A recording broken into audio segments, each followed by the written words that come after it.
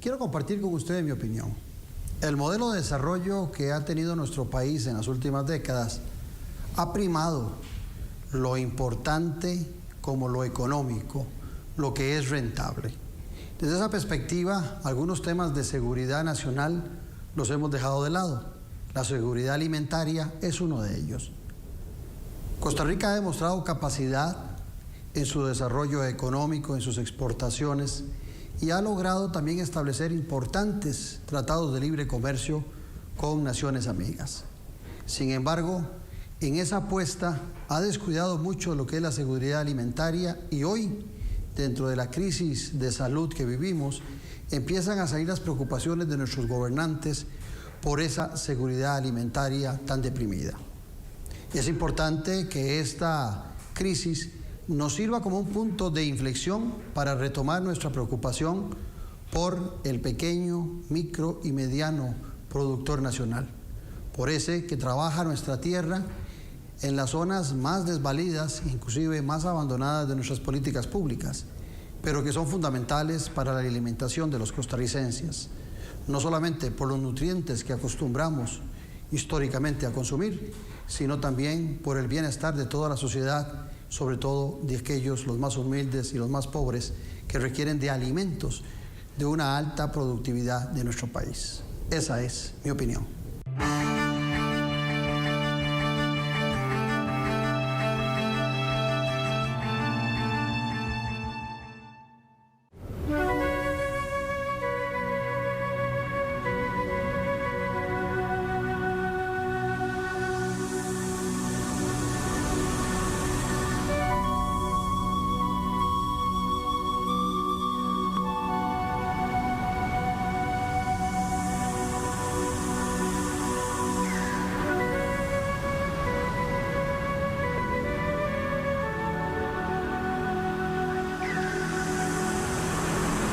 Mi nombre es Juan Guillermo Hernández Morales. Como a los 10 o 11 años empecé a fumar y a usar inhalantes. Consumía para vivir y vivía para consumir. He logrado recuperar la confianza de mi familia. A mí me salvaron la vida y te digo una cosa, fue maravilloso. En 2019, aportamos más de 1.100 millones de colones a la atención y tratamiento del alcoholismo y la farmacodependencia. Junta de Protección Social, 175 años de hacer el bien. Con los temas de la política, sociedad y economía de Costa Rica y el mundo. Café y Palabras. Lo que hay que escuchar del acontecer nacional con el politólogo Claudio Alpizar Otoya. Café y Palabras, porque la política sí importa. Escuche Café y Palabras, de lunes a viernes a las 9 de la mañana en Radio Actual 107.1. Café y Palabras. El programa deportivo con más de 16 años en televisión nacional. Zona Técnica, este domingo, 7 de la noche por Canal 8. En Noticias Telediario te llevamos todo sobre el COVID-19. Información de primera mano, veraz y actualizada. Todo lo que querés saber del coronavirus, cómo, cuándo y dónde lo necesites. En nuestras ediciones de las 5:45 de la mañana, 11:45 de la mañana, 7 de la noche y la edición estelar a partir de las 8 de la noche. Y también contaremos con una edición especial todos los domingos a las 8 de la noche. Somos el canal que te mantiene informado del COVID-19. Somos Canal 8, somos más. Una agenda que hemos reclamado mucho desde hace bastante tiempo, pero que dentro del marco del modelo de desarrollo en que veníamos quedó archivada. Hoy nuevamente esa seguridad sale a flote y es un momento oportuno para hablar de ella. Por eso he invitado a dos expertos en el tema. Primero a la señora Marcela Dumani Echandi, que es nutricionista, con doctorado en educación, docente e investigadora de la Escuela de Nutrición de la Universidad de Costa Rica, especialista en el área de seguridad alimentaria y nutricional e integrante de la Comisión Institucional Alimentaria y Nutricional de la Universidad de Costa Rica. También nos acompaña don David Alfaro Mata, ingeniero agrónomo y abogado, máster en control biológico de plagas y mejoramiento genético. Sus estudios los ha desarrollado en la Universidad Nacional, en Rusia y Estados Unidos. Trabajó para el Departamento de Agricultura de los Estados Unidos y la Universidad de Virginia. Por 35 años funcionario del Consejo Nacional de Producción y en algún momento hace recientes años cónsul de Costa Rica en Rusia. A ambos, bienvenidos a Noches sin Tregua. Un placer tenerlos acá. Muchas gracias. ¿Les parece si brindamos por nosotros, por el televidente y sobre todo por nuestro país? Salud. Salud. Salud. Salud. Salud. Decía yo que la seguridad alimentaria la habíamos archivado dentro del marco del modelo economicista en que estábamos en nuestro país o que estamos en nuestro país.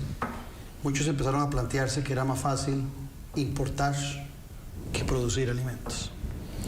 Y hoy la vida nos pega un socollón y nos vuelve a poner en el lugar donde deberíamos estar. ¿Por qué es importante, ustedes que conocen muchísimo el tema de la seguridad alimentaria? Ladies first, Marcela.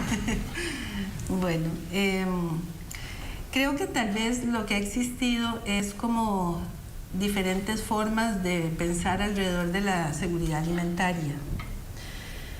Y creo que fue como muy claro en los años 70 que en los Estados Unidos ya se hablaba de seguridad alimentaria como parte de la seguridad nacional. Entonces, pero paralelo a eso venían también una serie de posiciones más lideradas, por ejemplo, por organizaciones de productores y todo esto, ¿verdad?, que desemboca en el 96 con Vía Campesina, que plantea ya una noción de soberanía alimentaria. Pero en todo este transcurso ha sido la gran discusión, ¿verdad?, de que si la seguridad alimentaria se puede alcanzar mediante importaciones o con producción nacional. Creo que esa parte de la producción nacional es la que ha sido más lastimada, digamos, en este pata del tiempo. banco que rinquea. Sí, porque no podemos decir que nuestro país, por ejemplo, tenga presente un déficit de alimentos en relación con la demanda de la población, y eso es parte de la seguridad alimentaria, pero cómo llegar a ella, ¿verdad?, es como el teje y maneje del asunto. ¿Estás de acuerdo vos? Bueno, yo diría que este país vive una tremenda inseguridad alimentaria. Una cosa es que hayan existido los alimentos y otra cosa es que nosotros tengamos seguridad. Precisamente esto nació, nos remontamos a 1943, cuando el país creó la Junta de Abastos, porque el país tenía, durante la Guerra Mundial, tenía serios problemas de abastecimiento. Bueno, de ahí vino modificándose la ley y se creó una institución que se llama el Consejo Nacional de Producción y se le asignó la seguridad alimentaria. Y por muchos años hicimos grandes esfuerzos en el país y llegamos a producir los frijoles que necesitábamos. Los nicaragüenses nos escribían en los sacos, por ahí en los 80, ticos vagos trabajen, porque andábamos buscando frijoles por todos lados, ¿verdad?, dentro de eso Nicaragua. Llegamos a ser autosuficientes en maíz y en arroz, y eso fue porque hubo una política de Estado. Eso fue parte de la Segunda República. Evidentemente, cuando hablamos de la Segunda República, hablamos mucho del ICE, ¿verdad?, y de la educación, y hablamos de la caja. Y el ejército. Y el ejército. Tribunal Supremo de Acciones. Pero se nos olvida lo esencial, la alimentación de la gente. Yo, por ejemplo, ahora hago este pequeño análisis porque partimos de una guerra mundial, ¿verdad?, donde el país lo primero que hizo, bueno, vamos a destinar recursos para comprar arroz, frijoles, maíz y papa, porque había un déficit tremendo en esos años. Bueno, el país decidió que su alimentación no puede depender de que alguien la tenga en otro lado, la produzca o no la produzca, que la encontramos, que esté barata o que esté cara, sino que el país dice, por seguridad y soberanía, un país, cualquier país dice, voy a producir la alimentación. Esto es esencial. Si usted habla de educación y de salud, eso es muy importante. Pero la alimentación del pueblo, yo creo que está primero. Y ahí viene después todo lo demás. Difícilmente la salud sin alimentación camine bien y la educación sin alimentación camine bien. Y aquí se hizo una apuesta hasta los años 90, donde pasamos inclusive a exportar. Yo creo que quizás no es necesario llegar ahí, pero hoy por hoy, para sentar las bases de esta conversación, este país es totalmente dependiente alimentariamente, totalmente. Los frijoles, hoy producimos solamente el 15% de los frijoles que nos comemos, solamente el 15%. Y ahora andamos buscando frijoles con esta pandemia, a ver dónde los encontramos. Ya no hay suficientes frijoles en el país. Y si de aquí a 2 meses no se consiguen frijoles, tenemos déficit de frijol. En arroz, y curioso, una situación similar, el 37% del arroz. El maíz blanco, el 100% se importa, el 100%. Maíz amarillo y soya, que son la base de una cadena importantísima, que es toda la producción animal, ¿verdad? Lácteos, pollo, cerdos, huevos, etcétera. Todo el maíz amarillo y la soya se importa, todo absolutamente. 750.000 toneladas de maíz amarillo y 250.000 toneladas de soya. Pero si no hacemos algunos de esos algo productos, acá, no hay seguridad. algunos de esos productos que vos decís, en ocasiones ve uno a los productores muy ligados a algunos medios de comunicación que piden casi una ayuda para que les compren a los productores nacionales el frijol, el arroz, porque hay sobrecarga en el mercado. Pero leía, porque ustedes son los expertos, yo tengo que estudiar, y leía que la FAO, de la Organización de Naciones Unidas, tiene una definición que a mí me llamó la atención. Dice, la seguridad alimentaria es cuando todas las personas tienen acceso en todo momento, ya sea físico, social y económico, a alimentos suficientes, seguros, nutritivos para cubrir sus necesidades nutricionales. Por eso está usted aquí, nutricionista y conocedora. Y las preferencias culturales para una vida sana y activa.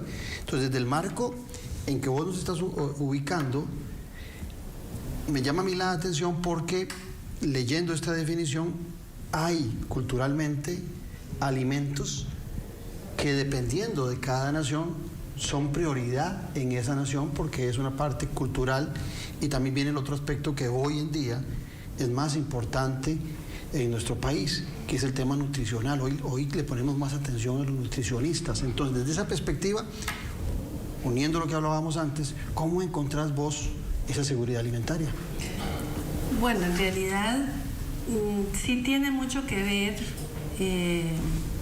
la cuestión nutricional con el proceso que lleva un alimento importado. Bueno, en primer lugar, tenemos que partir del hecho de que los países que nos están exportando nuestros granos básicos no tienen en su mayoría, no tienen una tradición de consumo de esos granos básicos como nosotros lo tenemos, ¿verdad? Ahora, escuchando a don David, por ejemplo, el maíz amarillo, para las culturas que nos lo mandan, ¿verdad? Resulta ser que es solamente un alimento para animales, cuando nosotros tenemos el maíz incorporado en nuestra cultura completamente, ¿verdad? Y además de eso, acostumbrados a tener una diversidad de maíces, porque somos centro de origen del maíz, y que unos maíces sirven para una cosa, que otros para otra, ¿verdad?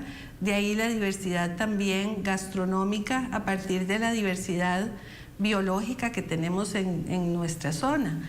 Pero además de eso, por ejemplo, en la Escuela de Nutrición arrancamos con el estudio de los frijoles a finales de los años 90. Y por ejemplo, ya en el 96, que fue una de las encuestas nacionales de nutrición, se empieza a ver un consumo cada vez menor de frijoles en la población urbana, sobre todo en clase media. Y empezamos a indagar y la gente, una de las razones que nos dio fue que lo que pasaba era que había habido en el mercado unos frijoles tan duros, que eran horas para cocinarlos y que no daban ni el caldo, ni el sabor, ni nada de lo que nosotros... Dice un amigo mío que solo el caldo es suave de esos frijoles. Bueno, y la cosa es que eso en realidad, ¿qué era lo que pasaba? ¿Cuál había sido en ese momento la trazabilidad de esos frijoles? ¿Cómo fueron producidos? ¿Cuánto tiempo duraron en el barco? ¿Verdad? Y esto es otra cuestión que se suma a lo importado, la huella ecológica, ¿verdad? De lo importado.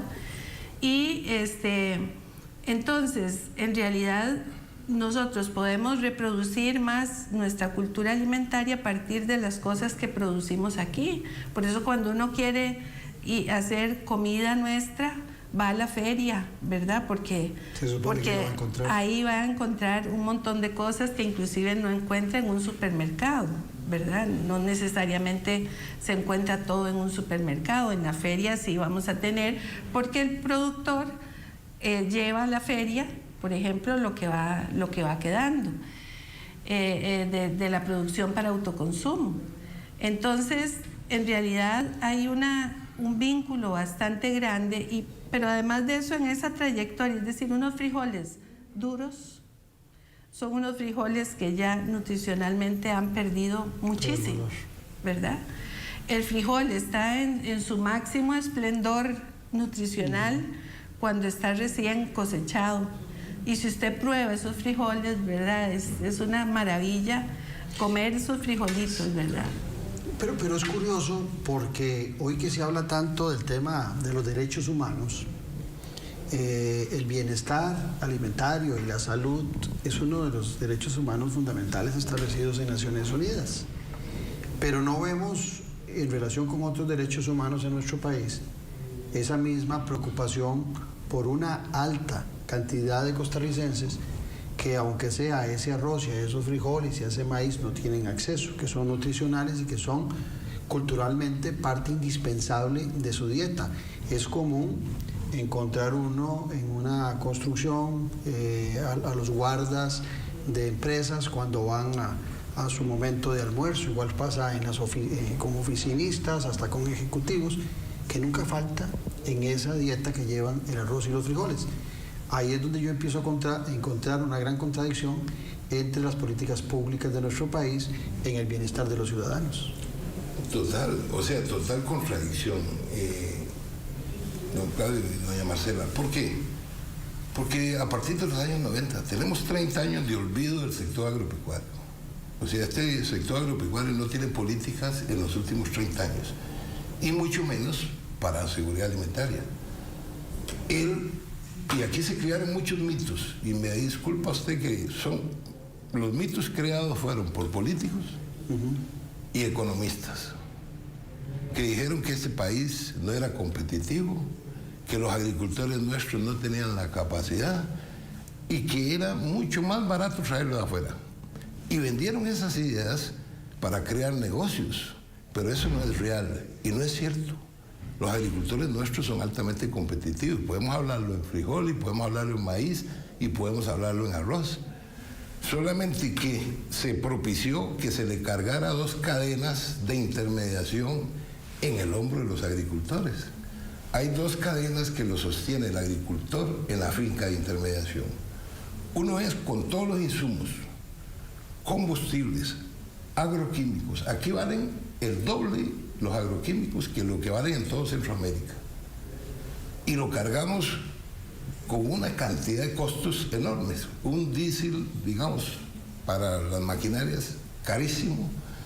Entonces, lo hicimos tener costos elevados, pero esto fue propiciado por el esquema.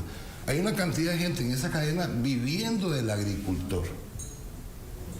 Pero por el otro lado, creamos una cadena donde el agricultor vende en la finca y la intermediación es enorme hacia el consumidor. El agricultor le pagan precios ridículos. Así es. Entonces, si nosotros queremos tener seguridad alimentaria y hacer competitivo el agro, claro que podemos. Pero tenemos que atender esas dos cadenas de intermediación, pensando que los alimentos, como dijo Macron, no se pueden manejar ahora por esas reglas de mercado. Los alimentos es un bien tan especial para la población que tiene que manejarse diferente.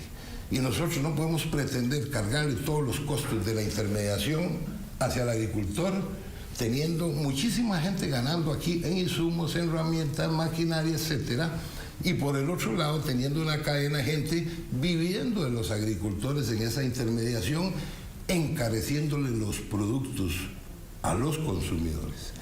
Entonces, este país tiene que plantearse... Interesante, porque lo que estás diciendo al final de cuentas es que esa intermediación es la que hace caros los productos. Correcto. Y lo que beneficia al importador. Claro, porque inclusive totalmente. Una de las cosas que han dicho, ¿verdad?, de que es una ventaja de la importación, que son los precios menores, ¿acaso esos precios se traducen al consumidor? Exactamente, el caso del arroz, por ejemplo. Ni los frijoles. Ni los frijoles. Ya. Por ejemplo, los frijoles nacionales pueden venderse mucho más baratos que lo que actualmente se venden. Pero hay que acortar esas cadenas de intermediación donde mucha gente vive y hace grandes negocios. Le digo así, para que manejemos un dato. Ahora se le está pagando al agricultor en Upala y en los Chiles, yo trabajo en esa zona, a 22.000 colones el quintal. Ese quintal en bolsitas de 800 gramos, porque antes eran de 900 y ahora son de 800, llega al consumidor en 80.000 colones. Entonces, esa distancia de 22.000 a 80.000, hay muchísima gente ganando ahí, pero usted ve, a este agricultor se le pagaron 22.000 y además él pagó todos los costos de los productos que le sirvieron para él. Por ejemplo, semillas. Y muchas veces salen tablas. Claro, no salen tablas. El agricultor... Perdiendo. El agricultor está perdiendo. Muchos agricultores se mantienen en actividad porque dicen que a otra cosa hago, pero además tengo que producir la semilla el siguiente año, pero además guardo 3 estañones de frijol para alimentar a la familia durante el año, y esa es mucha la razón. Pero aquí no ha existido una política agropecuaria hace mucho rato, y si esto no cambia, si nosotros no hacemos realmente un giro, en este país va a ser dependiente alimentariamente total. Y aquí es donde nosotros hemos venido diciendo, ya es hora de que tengamos un ente rector del agro con un ministro que realmente pueda ser rector del sector agropecuario, y que la rectoría del sector agropecuario no esté en COMEX. No, pues que está establecido por ley. Es correcto. En el Ministerio de Agricultura y Ganadería. Esto ha venido que no ha pasado para COMEX. Por ejemplo, para el país es muy importante la exportación también. Sí. Y tenemos a Procomer ayudándole al exportador, y tenemos a COMEX, y hay muchas instituciones. Y eso es excelente. Que salga la piña, que salgan las flores, que salga el café. Que salga todo. Pero las dos actividades agropecuarias son esenciales para el país. Es interesante, porque parece que producir y exportar se volvieron, no son dos caras de la misma moneda, sino que se ven como cosas que no se pueden hacer a la vez. Ahora que vos lo planteabas, ¿verdad? Desarrollar nuestra producción interna, y sí, si hay que vender piña porque es muy rentable internacionalmente, si hay que vender café, si hay que vender bananos, si hay que vender flores, en buena hora. Pero el apoyo que está teniendo nuestro sector agropecuario, micro, pequeño y mediano principalmente, desde créditos en adelante, y un tema importante, tecnología, no está siendo suficiente, y entonces aquí encontramos un culpable: los gobernantes, el Estado como una institución que debería velar por esa seguridad alimentaria. Sí, yo pienso que también son como patrones, como ideas, como cosas que inclusive ni siquiera nos sentamos a conversar entre los diferentes sectores. Se da por un hecho que el desarrollo implica esto, ¿verdad? Este paquete, esta forma. Y no nos ponemos ni siquiera a pensar en qué condiciones tenemos. Yo pienso, por ejemplo, Costa Rica es un país tan pequeñito. No toda la tierra es para sembrar, y nos interesa mucho la conservación de todas esas zonas que nos da un valor como país enorme. y que lo disfrutamos, ¿verdad? También. Pero entonces, ¿qué hacemos? ¿Cómo ordenamos el territorio de tal manera que podamos caber unos y otros y que se cubran las necesidades alimentarias básicas de la población? El asunto es que entonces importamos modelos, ¿verdad? Inclusive yo sé que los organismos internacionales han sido de mucho provecho para nuestro país, pero también a veces esos organismos traen como ciertos modelos que quieren poner a funcionar y que tal vez a veces son 2 años de funcionar ese modelo y todos en fila a ese modelo 2 años y después adiós, ¿verdad? Y entonces también en el agro vemos como ese ir y venir, ¿verdad? Que a veces deja totalmente desprotegidos a los productores. Y nosotros tenemos una cantidad muy importante de pequeños productores también. Y esos pequeños productores nosotros no los podemos tratar como se puede tratar, digamos, una persona que sea dueña de una cantidad mayor de tierra y que pueda aplicar cierta tecnología y que pueda tener un monocultivo. ¿Por qué? Porque los pequeños también tienen que velar. Primero, no poner todos los huevos en la misma canasta, ¿verdad? Que eso los agricultores nuestros lo tienen muy claro. Pero a la vez viene ese modelo a imponerse y a decir, ok, pequeñito, usted si siembra cacao, siembre toda su finca de cacao. ¿Y qué pasa si el cacao baja el precio? ¿Verdad?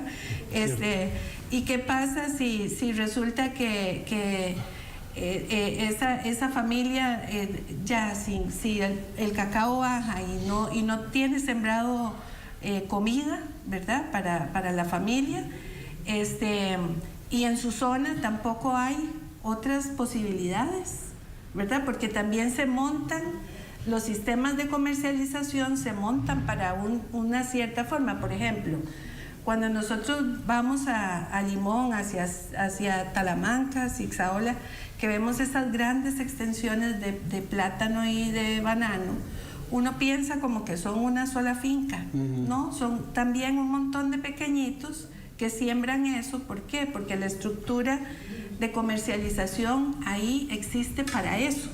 Entonces no hay como ese chance de diversificar porque no existen mercados, ¿verdad?, que le den una salida a esos productos.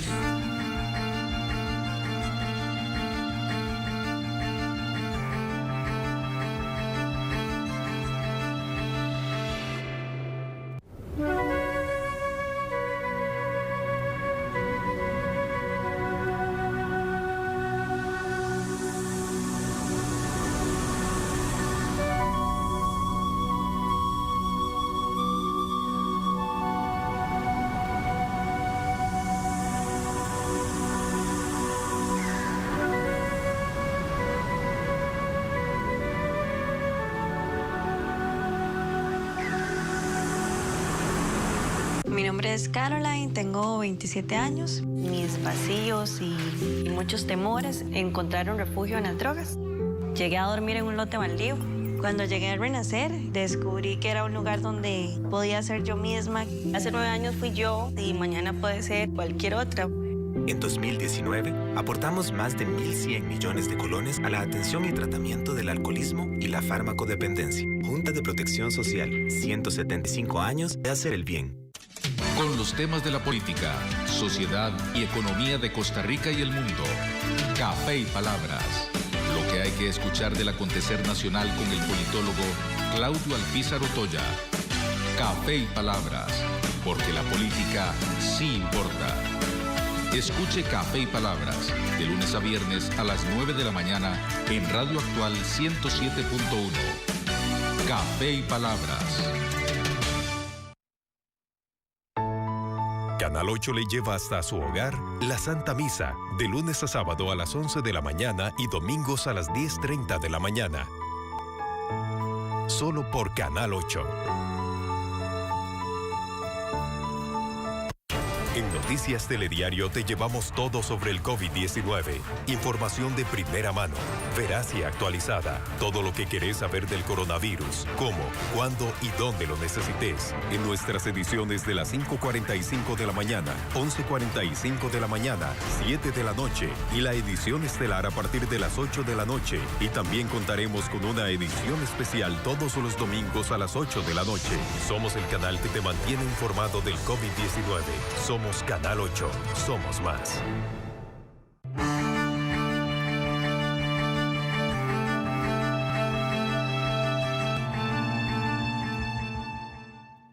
Interesante eso que planteas sobre la estructura de comercialización, porque empiezo a pensar entonces, porque vos hablabas del CNP, de la necesidad, porque algunos quieren cerrar la institución. Cuando más la necesitamos, yo sé que ha fallado, yo sé que está muy deprimida en cuestiones presupuestarias, pero también sabemos que al CNP le han quitado funciones, nadie se ha preocupado por una reestructuración, pero el agro sigue siendo determinante en nuestro país, y si es determinante, pues el Consejo Nacional de Producción también. Y esto que nos dice Marcela, de esa estructura de comercialización, también muchos de esos pequeños mueren porque no logran establecer esas alianzas conjuntas, ya sea para producir en forma conjunta, distribuir en forma conjunta a nivel nacional, o inclusive, ¿por qué no pensar hasta en la exportación también ellos? Entonces, esta estructura de comercialización también en nuestras políticas públicas, David, hay un abandono total para el agricultor. Cierto, pero cuando usted dice que ha fallado, por ejemplo, el CNP, las instituciones no han fallado. Las personas. Aquí han fallado los políticos. Y las personas. Los políticos que han pasado por ahí, y yo conozco y le puedo dar los nombres de todos, la lista completa. A mí me encanta esa lista, sí, es verdad. Han llegado a destruir la institución. Y eso pasa no solamente en el CNP, porque el CNP es la ley orgánica que lo creó. Y esa ley está vigente. ¿Por qué no cumplen la ley? Usted ve que hay mucha gente ahora impulsando, bueno, hagamos una nueva ley para los agricultores, porque los agricultores están muy mal. ¿Para qué más leyes? La actual funciona. Ahí está la ley y tiene el mandato que hay que producir alimentos, que hay que fomentar la producción, que hay que darle crédito al agricultor, que hay que darle semillas, que hay que darle plantas, Ahí está la ley. Hasta el 90 venía en cumplimiento la ley. ¿Qué pasó después? Ahora hablan de pobreza, ¿verdad? Sí. ¿Qué generó la pobreza en las zonas rurales? Le quitamos a los agricultores la actividad que saben hacer y que saben hacer bien, donde son profesionales produciendo alimentos. Y les cerramos esa llave y los convertimos, los obligamos a vender sus fincas y los quisimos convertir en exportadores. Y no, los exportadores son otras. Otra gente está haciendo eso, que lo sabe hacer bien. A esos agricultores se les quitó el modo de vida y se les dejó sin alternativas. Y esa es la pobreza que hay. Y pasan mendigando a las políticas públicas y a los gobernantes. Que ni se sonrojan los gobernantes al verlos mendigar. Esa es la pobreza que hay hoy en las zonas rurales y esa es la pobreza que hay en las zonas urbanas marginales. Porque más de 200.000 agricultores vinieron para acá. Entonces, y aquí no encuentran qué hacer. Los 300.000 que hoy quedan dispersos, hay que crearles una política en el sector agropecuario para que se dediquen a producir. Porque si usted quiere dinamizar las zonas rurales, usted tiene que darles alternativas productivas que los agricultores están deseando. Imagine que en este país los agricultores para producir tienen que hacer huelgas. Un país que aprecie los agricultores, que realmente tenga claro que la alimentación es fundamental para la población, no estaría esperando que lleguen contractores ahí al Ministerio de Agricultura y Ganadería. Eso hay que cambiarlo, y ahí están los agricultores y están empujando y están negociando. Yo no sé qué están esperando. Y meter a los pescadores dentro de ese grupo de gente. Estoy hablando aquí del aparato productivo que le da de comer a este país, y están los pescadores, está toda la gente de ganadería, la que produce lácteos, etcétera. Y está la gente que produce frutas, ¿verdad? Y la que produce raíces y tubérculos y hortalizas. Esa es la gente que produce. Vea usted lo que pasa en esta pandemia hoy. El turismo se paralizó, ¿cierto? Bueno, hay razones especiales a veces que sucede en el mundo donde el turismo se va a paralizar, y no solamente por esta pandemia. Pero teníamos todos los huevos en esa canasta. Correcto. Ahora, ¿qué pasó con la exportación? Bueno, ahí está tratando, pero se paró por varias semanas la exportación de piña, de melón. El melón no se exportó, la sandía no se exportó, etcétera, ¿cierto? Entonces el aparato exportador, por eso el país tiene que sentar el desarrollo en un esquema diverso. A fin de cuentas, con la exportación también dependemos de afuera. Claro. O sea, claro. es como una... es Ahora, doble, ¿verdad? Ahora, ¿qué sucede? Bueno, la alimentación, si aquí estuviera esto fuerte en alimentación, nosotros estaríamos diciendo que sí, señores, todos los que trabajan en turismo, aquí hay alimentos, les vamos a dar hasta que esto pase, ¿cierto? El sector exportador tiene problema, igual, a la gente de comercio, pero hay alimentos. Un país que tiene alimentos es un país que es soberano, que es independiente, que realmente puede decirle al mundo, nosotros tenemos comida. Pero ve qué interesante lo que estás planteando, porque hace una semana, 15 días que tenía yo a Yatzagot y a Fernando Araya, hablaba yo de que hablábamos de meritocracia. Yo decía, no podemos tener buenos políticos si no tenemos buena educación. Pero ahora oyéndolos a ustedes, y a vos que sos la nutricionista, yo diría, bueno, no podemos tener gente bien educada si no la tenemos bien alimentada, porque la alimentación es necesaria como ese alimento para el cerebro, para la sangre, para el cuerpo, para la salud. Entonces hay una cadena que nos obliga, no solamente por soberanía, sino también por salud pública, ¿verdad?, a alimentar bien a nuestra gente y sobre todo a esos 20-25% de pobres que hay en nuestro país. Por seguridad nacional. Es decir, la producción nacional, la soberanía alimentaria que se ha llamado también, no es ni más ni menos que el cumplimiento del derecho humano a la alimentación. Es correcto. ¿Verdad? Claro. Más allá de verlo, porque el problema, bueno, y tal vez por eso al inicio encuadré esto así, porque se ha colocado el asunto de la seguridad y la soberanía alimentaria, y nosotros le agregamos y nutricional, porque también no es cualquier alimento, es el alimento que nos alimenta. La comparación que hacías vos del frijol importado y el nacional, la diferencia es sustancial. Entonces se ha colocado este tema en el ambiente político solamente, y que político y económico, ¿verdad? Olvidándonos de lo que eso significa. Es que un pueblo puede estar sin otras actividades, pero sin comer no puede ser, ¿verdad? Es lo que nos mata. Sin comida y sin agua, un pueblo es, ¿verdad? Bueno, claro.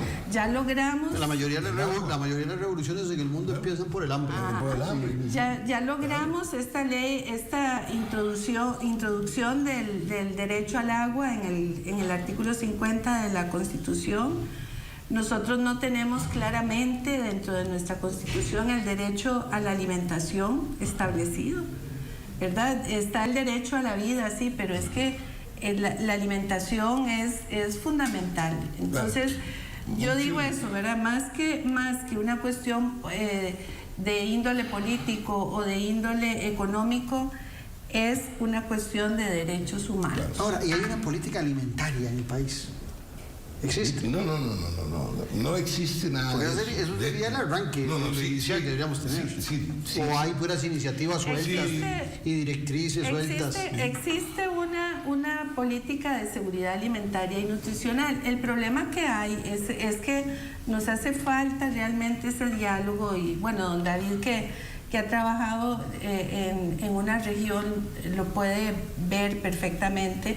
Nosotros en un trabajo que hemos estado haciendo en San Vito, la gente nos hablaba de esta situación, que ellos decían, a nosotros nos encantaría, a los funcionarios de las instituciones, no solo del sector agropecuario, también del sector salud y del sector social, pero nos decían, a nosotros nos encantaría poder tener una mayor libertad para generar los planes de desarrollo local, porque nosotros estamos aquí, porque sabemos toda conoce su terreno. Todo, ¿verdad?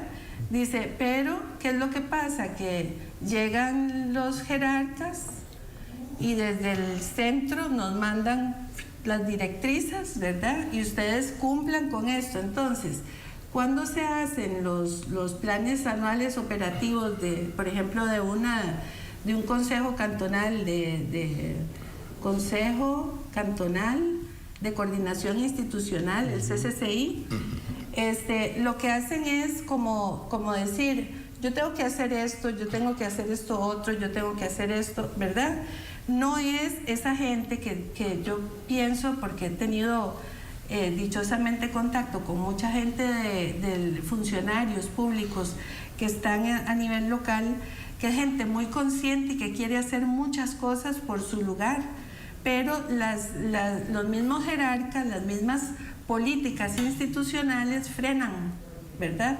Esa posibilidad. Pues hay una descoordinación total. Hay una descoordinación, hay un desconocimiento, o tal vez todavía peor, una centralización de lo que se debería hacer, y respetando y desconociendo la capacidad de los funcionarios locales. Pero las universidades, por ejemplo, deben tener estudios de todo el territorio nacional para saber las riquezas de nuestras tierras, los climas y demás. Y en el CNP y el Ministerio de Agricultura me imagino que eso también sobra. O sea, esas evaluaciones están ahí para ser ejecutadas con buenas decisiones de políticas públicas, pero si el sector no funciona, yo recuerdo con amigos agricultores en el programa de Radio Café y Palabras, estar oyéndolos decirme que ellos, si había que acabar con una de las dos instituciones entre el Ministerio de Agricultura y el CNP, que desaparezcan el Ministerio de Agricultura, porque aún con todos los padecimientos del CNP, sienten que el CNP está más cercano de ellos.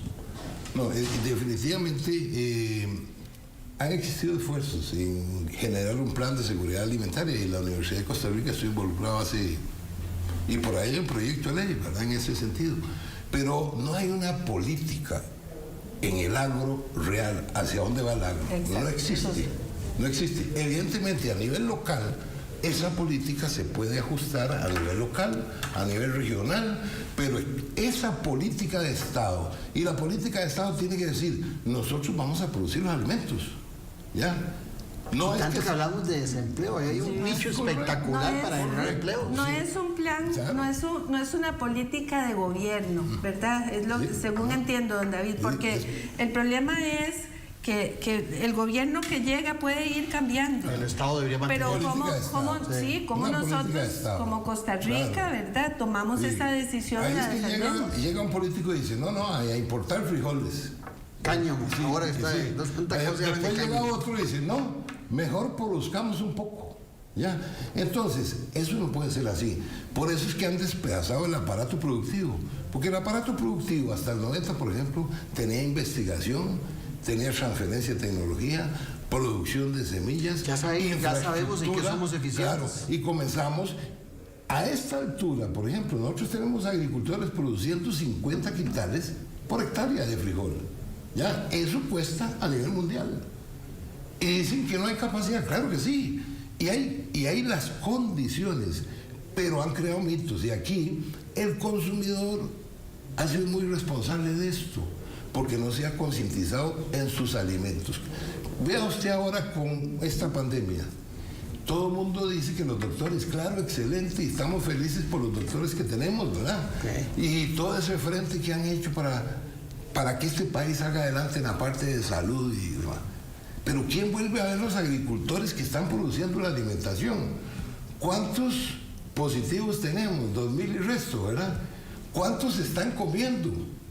Hoy, lo que producen los agricultores, los 5 millones están comiendo, ¿cierto? Las hortalizas de la parte alta, las frutas. Entonces, nadie vuelve a ver el agricultor. Yo esperaba que con esta pandemia, realmente el agricultor nacional, el que es agricultor, no el empresario del agro, que es diferente. O no el intermediario. No el intermediario. El agricultor que realmente tiene como estilo de vida el agro, que en esta pandemia la sociedad le diera el estatus que se merece y que volviéramos a ver al agro. No, ahí están discutiendo, les damos crédito, no les damos crédito, les ayudamos con las deudas, porque esas deudas que tienen los agricultores han sido provocadas, ya, en unos casos por fenómenos naturales y en otros casos por la ingratitud a que han sido sometidos. Bueno, nosotros necesitamos estabilizar el agro y hay muchísimas posibilidades. Yo le digo una cosa, por ejemplo, el turismo en este país tiene que amarrarse con la producción local. Claro. Ya, para vender realmente. Entonces, aquí tenemos un espacio de crecimiento enorme, pero aquí se necesita visión y decisión. Y las dos están faltando, ¿verdad?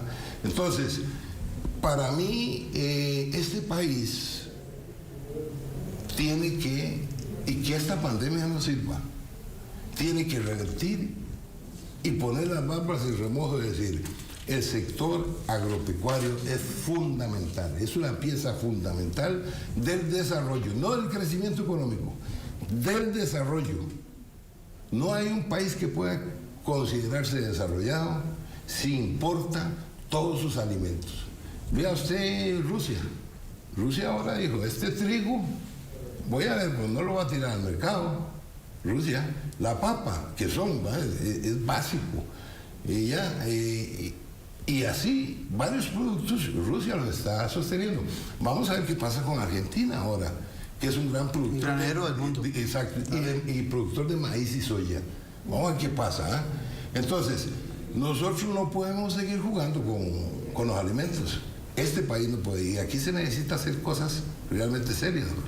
Hace algunos días un buen amigo me comentaba que cuando hubo una donación de un poco de dinero de Emiratos Árabes, los personas de Emiratos Árabes les decían que a ellos lo que les interesaba de Costa Rica eran los alimentos, que si podíamos tener un intercambio de alimentos. O sea, aquí existe capacidad de producción, aquí el productor nacional y la tierra nuestra es una bendición, donde cae una semillita rapidito al día ve uno una plantita creciendo.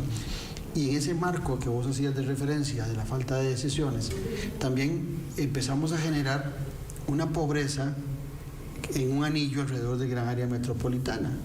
Y empezamos a buscar cómo generar empleos en esas zonas rurales, y vos lo dijiste antes, el campesino o el agricultor quisiera hacer otras cosas, pero lo que sabe hacer es eso. Entonces aquí es donde ocupamos políticas públicas que involucren, como te decía antes, tanto el Consejo Nacional de Producción como las universidades, como un pie de amigo para estos sectores agrícolas, para estos campesinos que requieren realmente alguien que les ayude a poder no solamente salir en lo económico, sino también en temas de tecnología y en temas de desarrollo. Sí, el asunto es que desgraciadamente también se ha visto a los productores pequeños como productores de subsistencia, se les ha llamado así. De alguna manera el decirles de subsistencia es una forma peyorativa, claro, ¿verdad? Porque el agricultor tiene un valor en el tanto esté vinculado y bien vinculado con el mercado, supuestamente, ¿verdad? Entonces, si digamos ese agricultor pequeño tiene una finca diversa de donde toma para el autoconsumo, que el autoconsumo es parte del ingreso de una familia, exacto, ¿verdad? Toma para autoconsumo y vende los excedentes, y excedentes de buena calidad, no como los que nos mandan a nosotros, que es frijoles de tercera o arroz de tercera también, ¿verdad? Porque mentira que están pensando, ay, vamos a producir este arrocito de primera calidad para mandarle a Costa Rica. Mentira. Y no hay controles de calidad del ingreso de esos productos importados. De hecho, lo que pasa es que no es digamos, el control de calidad en los frijoles es el tiempo de cocción, ¿verdad? Pero entonces supuestamente no se puede pasar de 95 minutos de cocción en olla corriente. Pero te hago una consulta en esos frijoles. Cuando uno va al supermercado, porque yo soy que hago las compras normalmente en mi casa, los frijoles no dicen importados, nacionales, todos están empacados en una bolsita sin mucho adorno, sin mucho mercadeo, y uno no sabe qué frijoles está comprando. Si uno quisiera en un supermercado priorizar la compra del frijol nacional y que se vaya quedando el frijol importado, no lo puede hacer porque no hay una manera de identificar cuál es el nacional y cuál es el importado. Tiene que decir, la bolsita tiene que decir, nada más que a veces dice muy chiquitito. Sí. Aquí con anteojos. Detrás de los frijoles. Pero también hay un problema. Con esto de los frijoles hay un problema, que es que por ingresado el producto, por ingresado al país se nacionaliza. Entonces puede decir producto de Costa Rica, pero no necesariamente es producido aquí.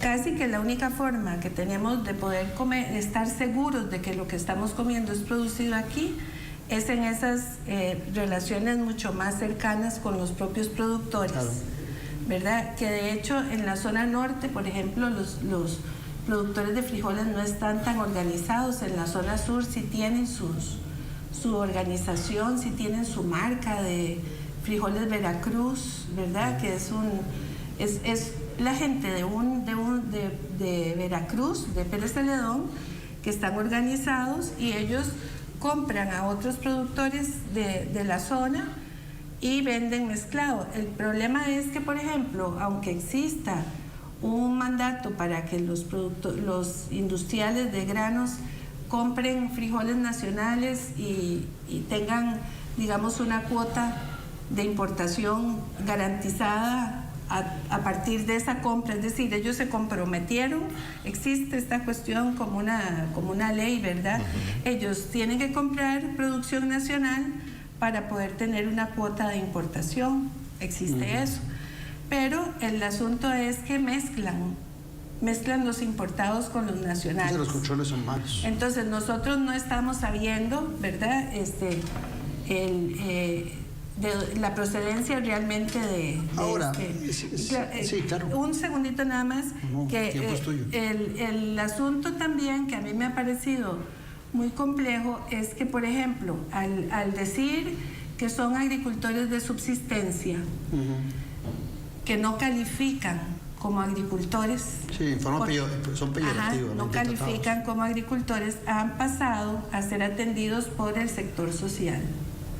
Entonces, se atienden con transferencias, se atienden con un montón de programas sociales de apoyo, pero creo que hasta ahora se está haciendo una mayor coordinación con el sector agropecuario para que estos productores también reciban capacitación, porque el censo agropecuario nos revela que el promedio de edad de los agricultores en Costa Rica es de 54 años. Y de forma directa no tenés el número de cuánta gente está produciendo, sin intermediarios, no tenemos ese dato. No, pero sí, digamos, gente dedicada a la agricultura. Esa edad promedio es muy reveladora de una falta de relevo en el campo para el futuro. Es que bajo esas condiciones los padres no quieren que los hijos se dediquen a esa actividad. No, y los tratarán hijos de que tampoco, estudie, que se gradúe en una universidad. Imagínense si, digamos, vemos nuestra sociedad que es tan desigual, imagínense. En primer lugar, el censo habla de que las mujeres son dueñas como de un 7%, algo así, de la tierra, de un poquito, sí, es cierto, tal vez la propiedad de la tierra no está tan en manos de mujeres, efectivamente, pero las mujeres sí aportan al agro muchísimo y es una cuestión que no está reconocida. Los jóvenes también, pero están invisibilizados, porque nuestra sociedad desigual tampoco valora el trabajo de esos jóvenes o los supedita al mandato del hombre mayor. Y entonces el joven no tiene un ingreso propio, sino que es un ingreso manejado tal vez por el papá o por el tío, que les resta independencia, y entonces es una razón más que se suma, esa relación familiar es una razón más que se suma para la migración de jóvenes del campo a la ciudad. Pero yéndonos a ustedes, hay otro mito que es el hecho de que son los TLC los que han arruinado el desarrollo del agro y la seguridad alimentaria. ¿Es tan cierto eso que se repite o es la falta de decisiones internas? Y te lo planteo y te lo cierro con esto.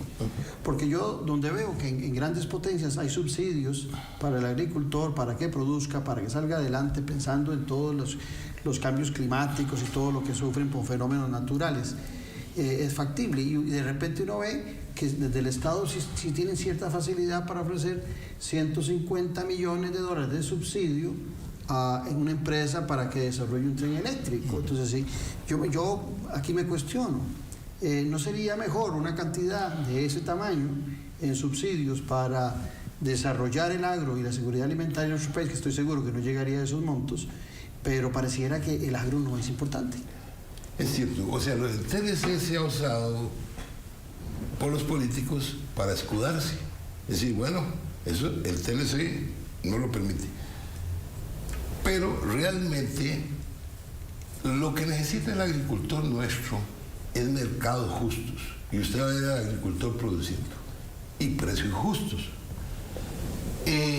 Por ejemplo, hay un programa que está por ley y está fuera del TLC. El TLC no lo puede tocar. Es el programa de abastecimiento institucional. Bueno, ahí se puede vender más de 100.000 quintales de frijoles. ¿Ya? Bueno, hoy se vende, a este año llevamos como 40.000 vendidos en el programa y la mitad son de agricultores. ¿Ya? Entonces, esos mercados están ahí. Ese mercado está desarrollado como al 40%. Si lo llevamos al 100%, le abrimos un tremendo mercado a los agricultores. Y es por ley. ¿Qué es lo que hay que hacer? Cumplir la ley. Pero en este país ya nos hemos dado a la tarea de incumplir las leyes que están ahí y violentarlas. Cuando se trata, hay un buen marco, lo que dice. Claro, hay un marco legal para echar a andar esto. Y el TLC no tiene. Es igual la feria del agricultor. ¿Qué mejor estrategia de comercialización que la feria del agricultor? Pero de ahí las tienen tiradas en las calles, a veces con plásticos, a veces con toldos, a veces en esas con... Usted va a una por ahí, no sé si tiene toldos o plástico. Bueno, ¿por qué no se han creado ferias del agricultor, como ya existen algunas, que sean decentes para la comercialización de los agricultores? Entonces, aquí nos hemos venido escudando para no resolver los problemas reales que tiene el sector agropecuario y que tiene la seguridad alimentaria de este país. Pero el marco legal está. Revise la ley 2035 del CNP y el CNP está obligado a todo ahí, pero no hace nada de lo que está obligado por ley. Es muy fácil violentar la ley. Revise usted. Y lo tiene como un niño pobre. Exacto, y lo tiene como un niño pobre. ¿Quiénes despedazaron el CNP? ¿Con qué propósito lo han hecho? Y ha sido paulatino. Y ha sido paulatino, pero lo han llevado ahí. Ahora, el CNP no estamos hablando de la infraestructura, no, porque se está cayendo. Sí, eso no vale una peseta. Ya se le vendió parece la casa de los monstruos al Banco Costa Rica. No, del CNP estamos hablando del marco legal, que es riquísimo. Y nosotros estamos hablando, por ejemplo, de la ley de ferias del agricultor, que es riquísimo. No obliga a las municipalidades a facilitar todos esos procesos en los cantones. Hay muchísimos lugares en este país donde no hay ferias del agricultor aún. Y esos son mercados por ley, ¿para quién? Para los agricultores y para la población. Entonces, nos hemos metido en una cantidad de mitos. Es decir, yo no ayudo porque se enojan los grandes intereses. Entonces, llegamos a un momento que, por ejemplo... Ese es el punto. Ese es el punto, que el ministro de Agricultura fue a la Asamblea Legislativa y dijo: no, yo soy un ministro de papel. Y decir, bueno, si el ministro de Agricultura se considera papel, estamos fregados. Estamos fregados. El agro necesita tener un liderazgo para poner a caminar esto, ¿verdad? Y que lo respalde todo el aparato del Estado. Muy bien. Muchas gracias. Quedemos en ese cierre. Muchas gracias, Marcela. Un gusto tenerla acá. Igual a vos, David. Claro, un gusto. Creo que ha sido una clase, una cátedra para el televidente y para mí también de lo que debemos hacer en temas de seguridad alimentaria. Claro. Muchas gracias a ustedes por estar con ese compromiso permanente los domingos con la política con P mayúscula. Nos vemos en 8 días y un abrazo. Salud.